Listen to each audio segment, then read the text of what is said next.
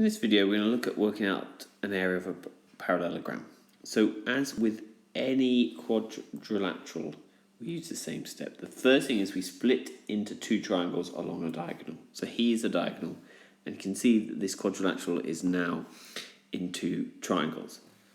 Well, if it's 10 meters along the bottom, then it must be 10 meters along the top as well. So we have two triangles, both with base 10 and with height 8.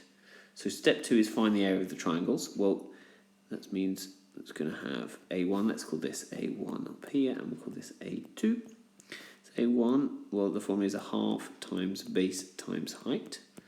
So let's work out those numbers. So half times, well, the base, well, this is the base here for this one, so that's 10. And the height, well, the height of the triangle would go from here down to here.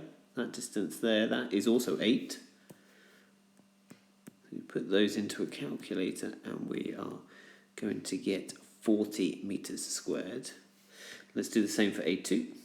So A2 is going to equal a half times base times height. Well, A2 is going to be equal to a half times the base. Well, the base is 10.